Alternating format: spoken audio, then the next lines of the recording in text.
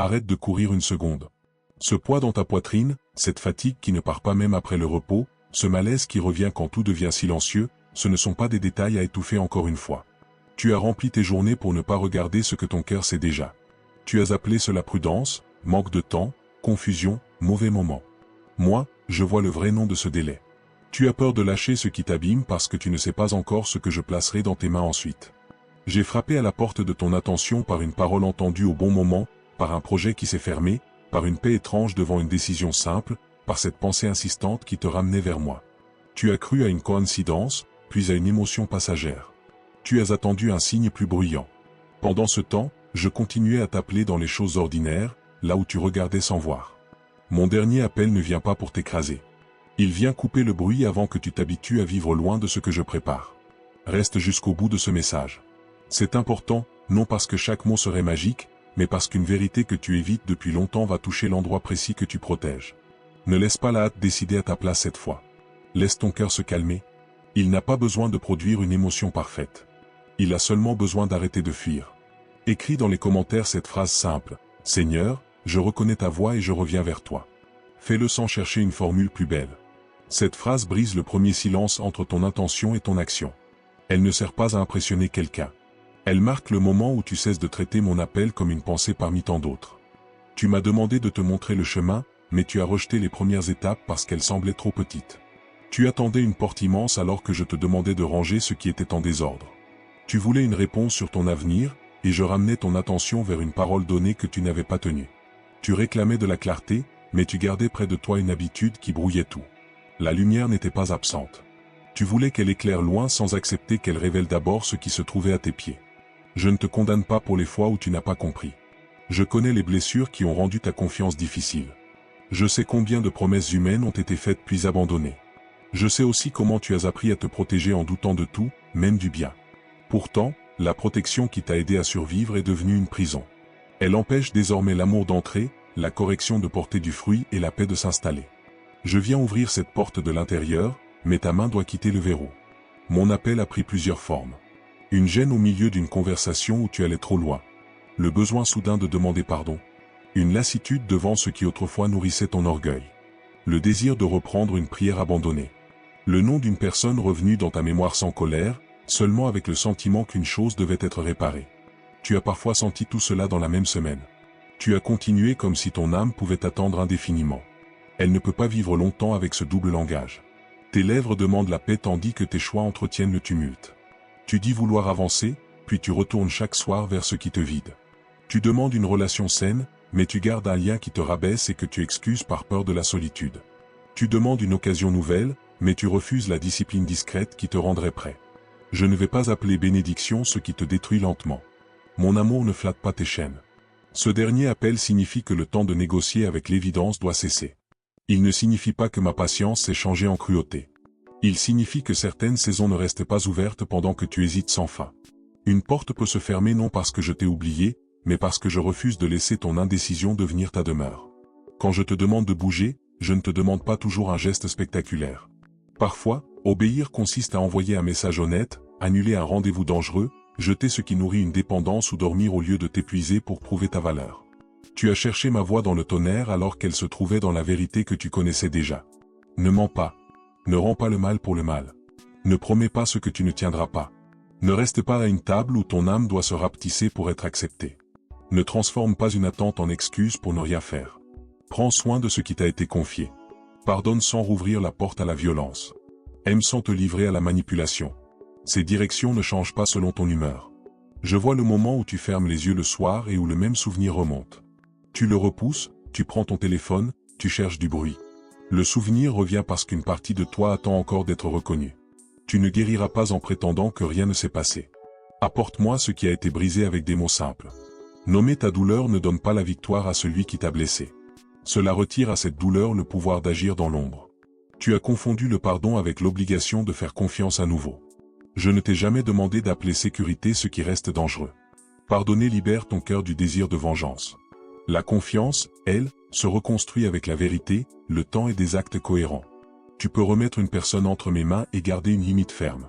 Tu peux cesser de haïr sans retourner dans la même pièce. Tu peux souhaiter le bien sans offrir une nouvelle occasion à quelqu'un qui refuse toute responsabilité. Une partie de ta fatigue vient du rôle que tu joues. Tu fais semblant d'aller bien pour ne pas déranger. Tu souris alors que ton esprit réclame une pause.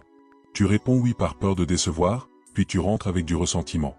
Je ne t'ai pas créé pour que ta bonté soit une disparition de toi-même. La générosité qui vient de moi garde la vérité. Elle s'est donnée et elle sait s'arrêter. Elle ne se nourrit ni de culpabilité ni de peur.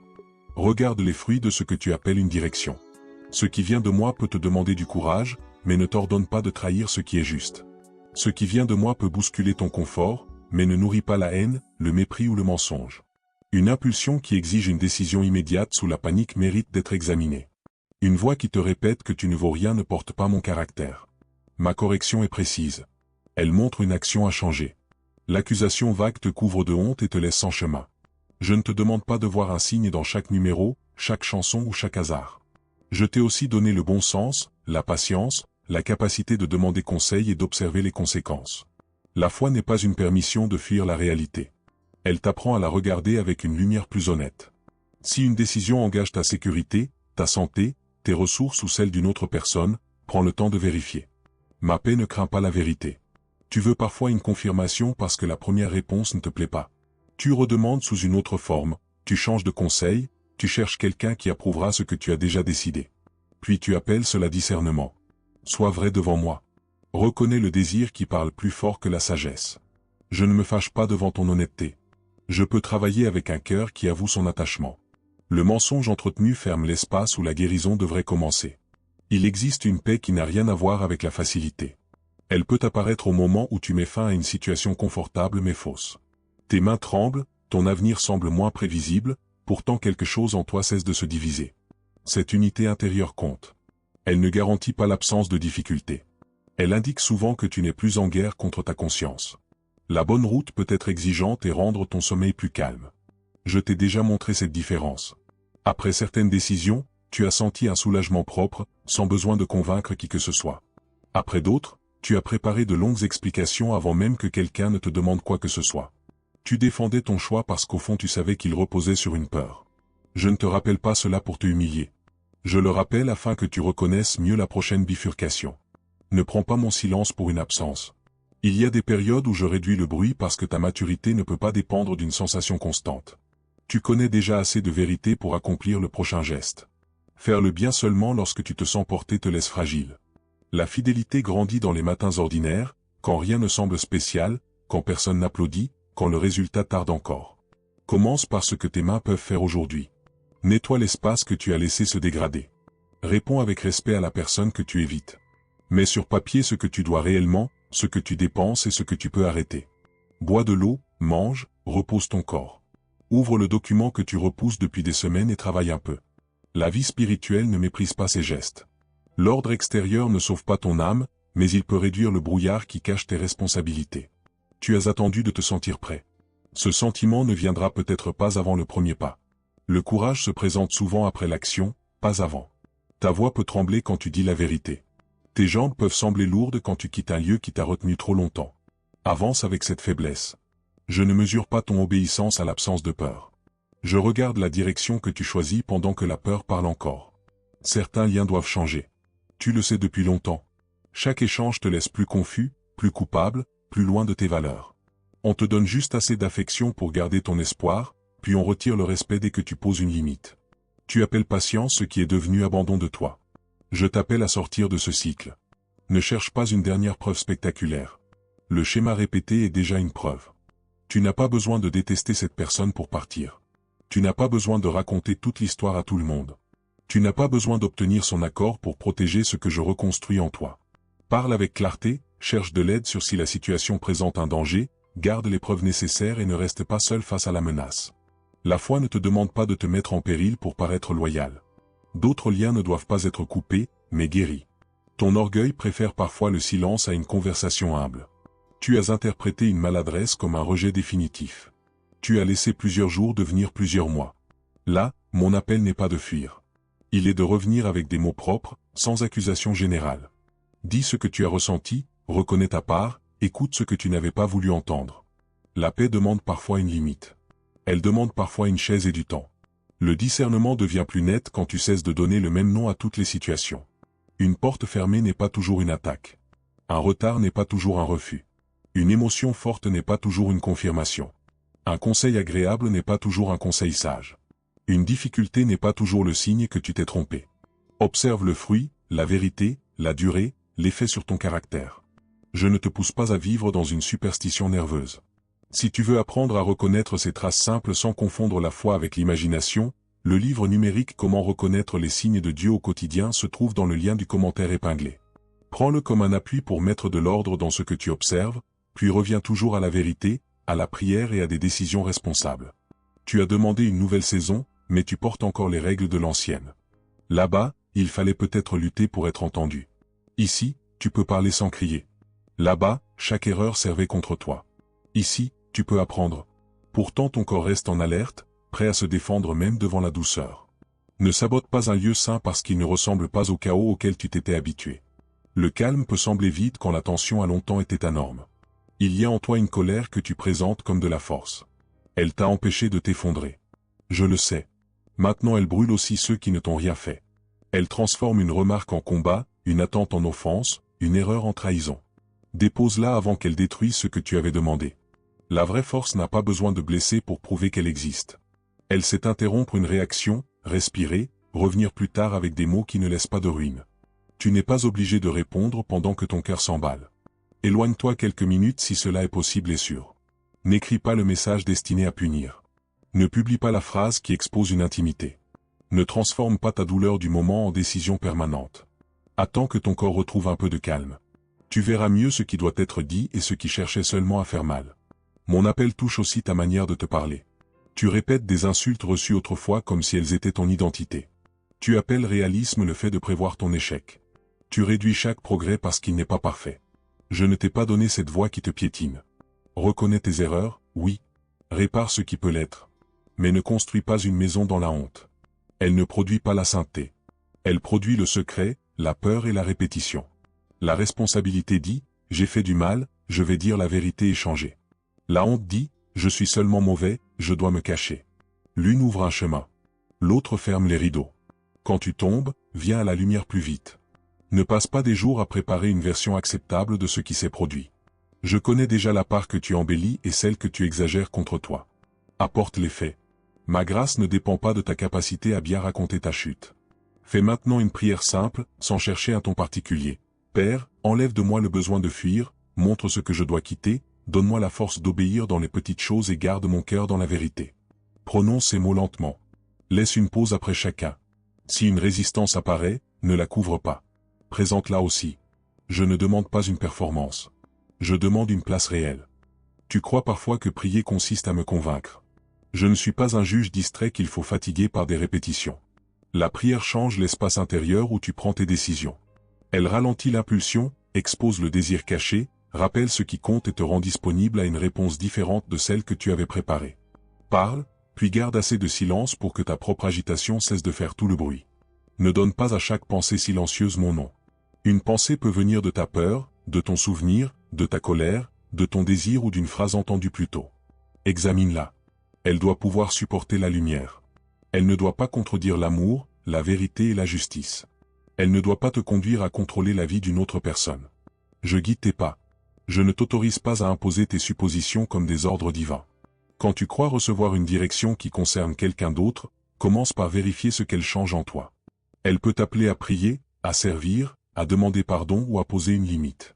Elle ne te donne pas automatiquement le droit de surveiller, d'accuser ou de décider à la place de l'autre. La maturité laisse à chacun sa responsabilité. Elle n'utilise pas mon nom pour gagner une dispute. Je veux te libérer du besoin de tout comprendre avant d'obéir. Comprendre aide, mais certaines réponses apparaissent seulement quand tu avances. Une lampe éclaire le pas proche, pas toute la route en une seule fois. Tu as assez de lumière pour cesser un mensonge, demander conseil, reprendre une routine, faire un examen nécessaire, remettre un travail honnête, couper une dépense ou dire non. Le reste viendra avec le mouvement. Ton attente n'est pas vide. Quelque chose se forme dans les jours où tu ne vois aucun changement extérieur. Tes réactions se révèlent. Tes motivations se nettoient. Ton endurance cesse d'être un mot. Tu apprends à faire le bien sans récompense immédiate. Ne transforme pas cette période en salle d'attente où tu abandonnes tout. Prépare ce qui dépend de toi. La porte qui s'ouvrira ne remplacera pas la préparation que tu refuses aujourd'hui. Tu demandes une responsabilité plus grande. Regarde comment tu traites la petite. Tu veux davantage de ressources. Observe ce qui disparaît dans des achats faits pour calmer une émotion. Tu veux être entendu. Écoute la personne devant toi sans préparer ta défense. Tu veux une mission claire. Termine la tâche déjà commencée. Je ne méprise pas ton désir de grandir. Je le protège d'une croissance trop rapide qui ferait tomber ce que tu n'as pas encore appris à porter. Laisse un j'aime sur cette vidéo si ces paroles t'aident à rester attentif. Ce geste permet à une autre personne épuisée de tomber sur le même rappel au moment où elle allait encore repousser ce qu'elle sait devoir faire. Puis reviens à ce qui se passe en toi, sans transformer l'interaction en distraction. Je connais le projet que tu as caché parce que les premiers essais n'étaient pas bons. Tu as pris l'inexpérience pour une preuve d'incapacité. Rien de vivant ne commence avec la maîtrise. Reprends le travail sans annoncer un grand retour. Consacre un temps court, régulier, protégé. Accepte les pages maladroites, les gestes lents, les corrections. La constance fera ce que l'excitation ne peut pas faire. La comparaison te vole des heures. Tu regardes le chapitre visible de quelqu'un et tu le places à côté de ton brouillon caché. Tu ignores ses années, ses aides, ses pertes, ses responsabilités. Puis tu conclus que tu es en retard. Reviens à ta mesure. Aujourd'hui possède une tâche. Fais-la. Demain aura sa charge. Le rythme d'un autre ne constitue pas un verdict sur le tien. Il existe aussi des retards que tu dois cesser d'appeler attente. Tu sais lequel te concerne. Tu as les informations, les moyens de commencer et une direction assez claire. Ce qui manque n'est pas un signe. C'est la décision. La perfection t'offre une excuse élégante. Elle promet de te protéger du jugement, mais elle t'empêche de produire quoi que ce soit. Fais une première version honnête. Corrige ensuite. Mon dernier appel vient atteindre cet endroit précis. Pas le rêve dont tu parles facilement. L'acte que tu repousses quand personne ne regarde. Le dossier à ouvrir. Le rendez-vous à prendre. L'habitude à couper. La vérité à dire. Tu n'as pas besoin d'attendre une autre nuit difficile pour reconnaître l'urgence. La douleur n'a pas à devenir plus grande pour mériter ton attention. Je ne vais pas nourrir ta dépendance aux signes spectaculaires. Si tu ne respectes pas une vérité simple, un événement plus fort ne rendra pas ton cœur plus fidèle. Tu trouveras une autre explication, puis une autre. L'obéissance commence quand tu arrêtes d'exiger que chaque pas soit accompagné d'une émotion intense. Le pain quotidien paraît ordinaire, pourtant il nourrit. Ma direction agit souvent de cette manière. Prends garde aux personnes qui utilisent ta peur pour parler en mon nom. Elles fixent des délais qu'elles seules peuvent lever, demandent de l'argent pour promettre une faveur, isolent ceux qui doutent, refusent les questions honnêtes et présentent leur contrôle comme une preuve de foi. Éloigne-toi de cette emprise. Cherche des personnes dont la vie supporte l'examen, qui respectent tes limites, reconnaissent leurs erreurs et ne vendent pas mon amour. Tu portes peut-être une inquiétude au sujet de l'argent. Elle réveille la nuit, serre ton ventre, pousse à imaginer le pire. Commence par les chiffres réels, même s'ils font peur. Cache-moi. Écris ce qui entre, ce qui sort, ce qui doit être payé et ce qui peut attendre. Demande une aide compétente si la situation te dépasse. Une prière sincère peut marcher avec un appel au créancier, un plan, une recherche d'emploi et une dépense arrêtée. Je ne te promets pas que chaque problème disparaîtra au moment où tu m'écoutes. Je te promets que le mensonge n'a pas besoin de diriger ton prochain geste. Tu peux agir avec vérité au milieu d'une situation encore incomplète. Tu peux connaître une paix réelle sans nier les factures, le diagnostic, le conflit ou l'attente. La paix n'efface pas les faits. Elle empêche les faits de devenir ton maître. Ton corps parle aussi. Une douleur persistante, un épuisement profond, une angoisse qui bloque ta vie mérite une attention sérieuse. Ne transforme pas tout en épreuve spirituelle à supporter seul. Cherche un professionnel qualifié quand cela est nécessaire. Recevoir des soins ne signifie pas manquer de foi. Je peux te soutenir dans une prière et dans une consultation, dans le repos et dans le traitement, dans la parole d'un proche et dans le savoir d'une personne formée. Abonne-toi à cette chaîne si tu veux garder une place régulière pour des messages qui ramènent ton attention vers Dieu, la vérité et des gestes simples. Ne collectionne pas seulement les paroles. Choisis-en une, mets-la en pratique et laisse cette pratique modifier ta journée. Il y a une promesse que tu as faite à toi-même après une douleur. Tu as juré de ne plus dépendre de personne, de ne plus montrer ta faiblesse, de ne plus aimer autant. Cette promesse semblait te protéger. Elle t'a aussi rendu dur avec ceux qui approchent sans mauvaise intention. Tu peux la retirer. Tu n'as pas besoin de rester fidèle à une décision prise au milieu d'une blessure. La prudence suffit. Le mur total n'est plus nécessaire. Laisse une personne survoir une partie vraie de toi. Pas toute ton histoire en une fois. Une part. Observe si elle traite ta confiance avec respect. L'intimité saine se construit ainsi, sans précipitation et sans test secret. Ne tends pas des pièges pour vérifier si l'autre partira. Dis ce dont tu as besoin. Accepte aussi qu'une personne puisse ne pas savoir le donner. La clarté évite beaucoup de blessures que le silence transforme en preuve imaginaire de rejet. Tu as parfois appelé intuition ce qui était une ancienne alarme. Une voix douce, un délai de réponse, un visage sérieux suffisent à réveiller l'abandon. Ton corps prépare la fuite avant que les faits soient connus.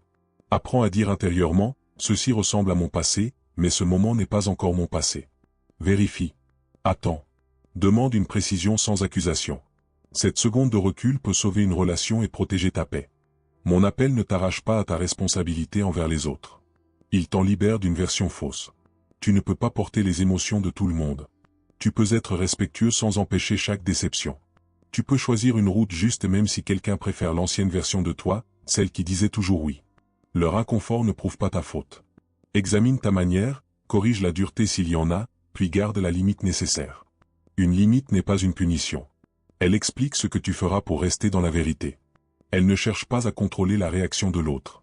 Dire que tu quitteras une conversation si les insultes commencent constitue une limite. Exiger que l'autre ne ressente jamais de colère constitue un contrôle. Apprends cette différence. Elle donnera à tes relations une forme plus claire et réduira le chaos créé par les menaces vagues. Tu peux revenir sur une décision quand de nouveaux faits apparaissent. La fidélité ne consiste pas à poursuivre une erreur pour sauver ton image. Reconnaître que tu t'es trompé demande plus de force que défendre l'indéfendable. Dis-le simplement. Évite les longues excuses qui déplacent la faute. Répare ce qui peut l'être. Accepte que certaines conséquences restent. Ma grâce ne supprime pas toujours la conséquence, mais elle empêche la conséquence de devenir la fin de ton histoire. Tu as peut-être blessé quelqu'un qui ne veut plus te parler. Respecte ce silence. Présente une excuse sans exiger de réponse. N'utilise pas ta culpabilité pour obliger l'autre à te rassurer. Le repentir accepte de ne pas contrôler le résultat. Il change ta conduite même si la relation ne revient pas. Ce fruit compte devant moi. Si c'est toi qui as reçu des excuses, tu n'es pas obligé de décider immédiatement. Observe si les actes suivent. Une émotion forte peut produire de beaux mots pendant quelques heures. Le changement tient quand l'émotion retombe. Il accepte les limites, répare sans se mettre au centre et ne réclame pas une récompense pour le minimum. Donne au temps sa place. Le livre numérique Comment reconnaître les signes de Dieu au quotidien, accessible par le lien du commentaire épinglé, peut t'aider à noter les répétitions, distinguer une conviction calme d'une impulsion anxieuse et transformer une impression en examen concret. Utilise-le avec simplicité, sans remplacer le discernement, les conseils sur ni les responsabilités de ta vie. Je vois les efforts que personne ne remarque. Le matin où tu t'es levé malgré la tristesse. Le message agressif que tu n'as pas envoyé. La somme modeste que tu as mise de côté. La tentation que tu as traversée sans bruit. La conversation où tu as écouté jusqu'au bout.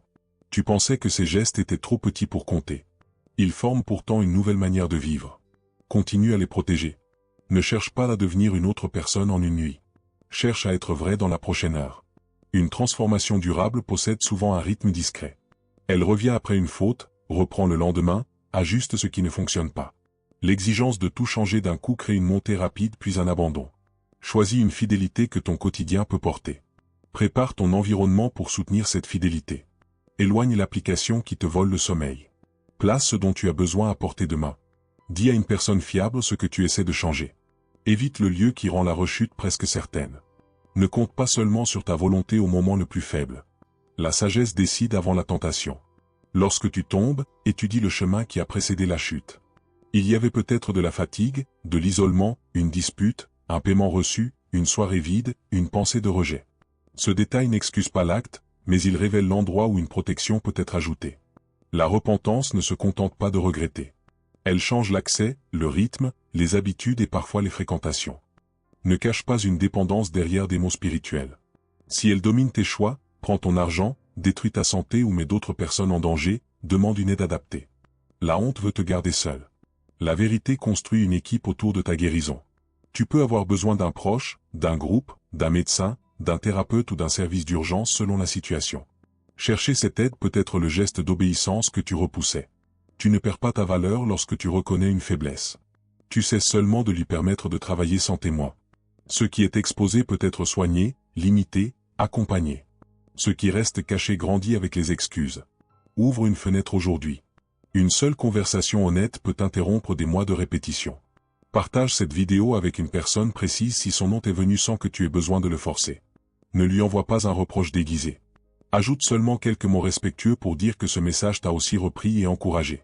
La vérité se transmet mieux par l'humilité que par une accusation cachée. J'ai vu les nuits où tu m'as demandé pourquoi les autres avançaient pendant que ta vie semblait immobile. Tu as interprété leur annonce comme une preuve de ton oubli. Tu ne voyais pas ce qui se préparait en toi, ni ce qu'une réponse trop tôt aurait renforcé. Certaines attentes t'ont évité de bâtir sur une identité fragile. Tu voulais recevoir pour te sentir enfin assez. Je veux que tu saches que ta valeur ne commence pas le jour où une porte s'ouvre. Un succès qui exige le mensonge te coûtera plus qu'il ne donne. Une relation qui réclame ton silence devant l'injustice n'est pas un refuge. Une place qui nourrit ton orgueil et affame ton caractère n'est pas une élévation. Ne confonds pas visibilité et faveur. Je peux te garder dans un travail discret pendant que j'arrache de toi le besoin d'être reconnu par tous. Tu as appris à mesurer ta journée par ce qui manque. Essaie une mesure plus juste. Regarde ce qui a été tenu, ce qui a été appris, ce qui a été réparé. Reconnais le repas disponible, le toit, la personne fidèle, la capacité de recommencer. La gratitude ne nie pas la douleur. Elle refuse seulement de lui donner tout l'espace. Deux vérités peuvent tenir ensemble, quelque chose fait mal et quelque chose demeure bon. Ne force pas une gratitude joyeuse quand tu traverses un deuil. Tu peux remercier avec des larmes. Tu peux rester silencieux. Tu peux ne pas comprendre. Je ne demande pas que tu transformes une perte en discours positif. Je reste près de la peine réelle. Laisse-la suivre son rythme. Cherche une présence sûre. Mange un peu. Dors quand tu peux. Les jours difficiles n'ont pas besoin d'une belle explication pour être traversés. Je ne suis pas pressé devant tes larmes, mais je suis ferme devant ceux qui utilisent ta douleur pour t'éloigner de toute aide. L'isolement paraît plus simple parce qu'il évite les explications. Il rend aussi les pensées plus sombres et plus certaines. Ouvre une porte. Réponds à un message. Assieds-toi près de quelqu'un, même sans parler beaucoup. Tu n'as pas besoin d'être agréable pour mériter une présence. Mon dernier appel traverse donc plusieurs pièces de ta vie. Il touche la relation que tu excuses, la tâche que tu repousses, le soin que tu évites, la colère que tu nourris, la prière que tu as transformée en urgence seulement. Il ne vient pas exiger une perfection immédiate. Il vient réclamer une réponse réelle. Une seule réponse honnête vaut mieux que 10 intentions qui ne quittent jamais ta tête. Choisis l'acte qui réduit le plus grand mensonge. Si tu caches une dette, ouvre les chiffres. Si tu caches une blessure, cherche une personne sûre. Si tu caches une faute, commence l'aveu. Si tu caches un talent par peur, reprends une heure de travail. Si tu te caches derrière l'activité, coupe le bruit et reste quelques minutes dans le calme. Ne choisis pas l'acte le plus impressionnant. Choisis celui qui rend ta vie plus vraie.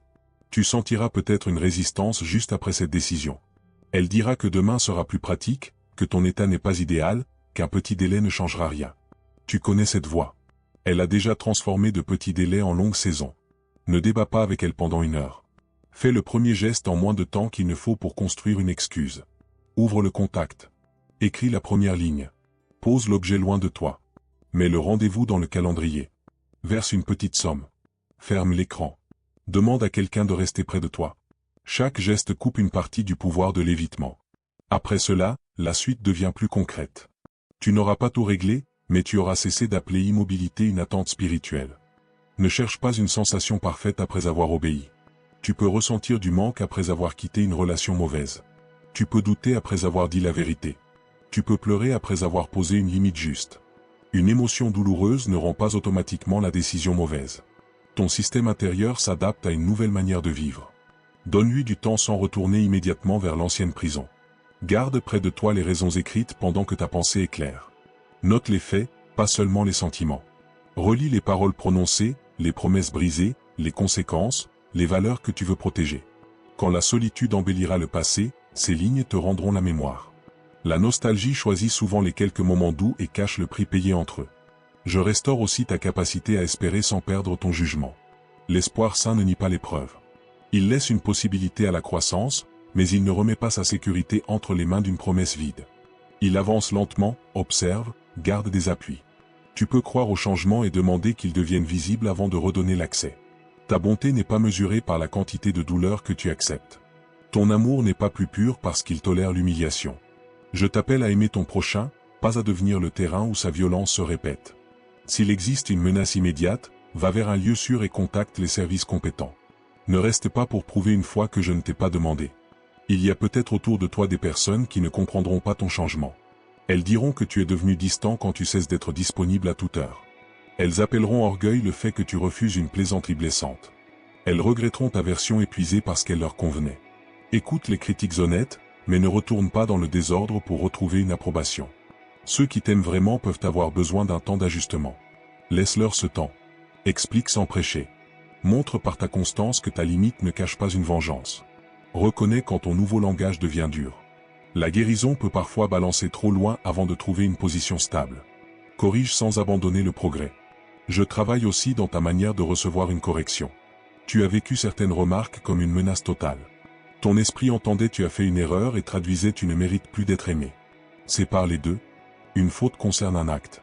Elle n'efface pas toute ton identité.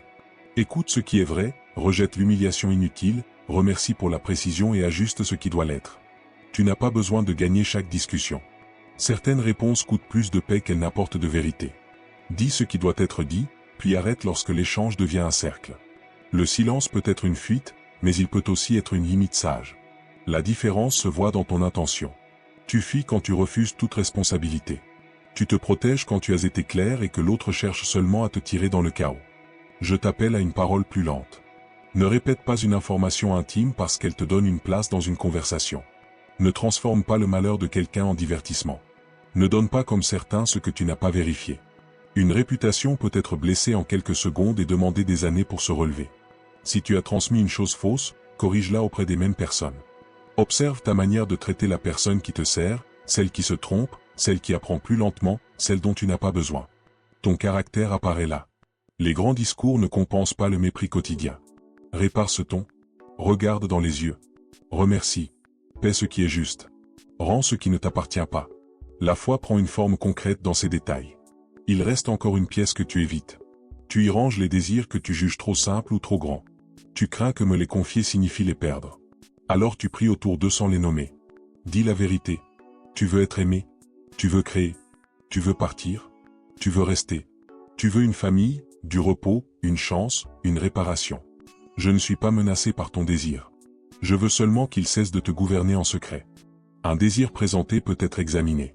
Tu peux voir ce qu'il promet, ce qu'il coûte, ce qu'il réveille. Certains désirs seront purifiés, d'autres déplacés, d'autres reçus avec patience.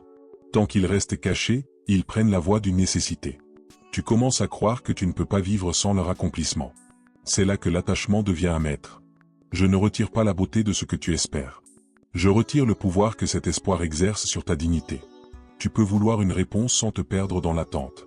Tu peux aimer sans abandonner ta conscience. Tu peux poursuivre un objectif sans sacrifier ton corps. Tu peux recevoir un non sans faire de ce refus une définition de toi. La prochaine fois qu'une porte s'ouvre, ne cours pas seulement parce qu'elle s'ouvre. Entre lentement. Regarde si tu peux rester vrai à l'intérieur. Observe ce que ton corps signale, demande les conditions, lis ce qui est écrit, prends conseil.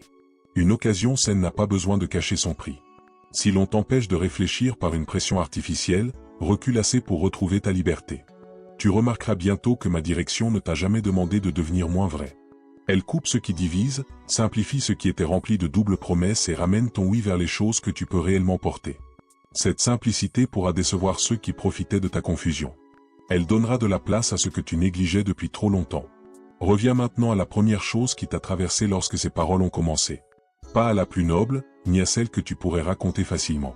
À la première, elle a peut-être pris la forme d'un nom, d'une pièce, d'un objet, d'un conte, d'un rendez-vous, d'un dossier.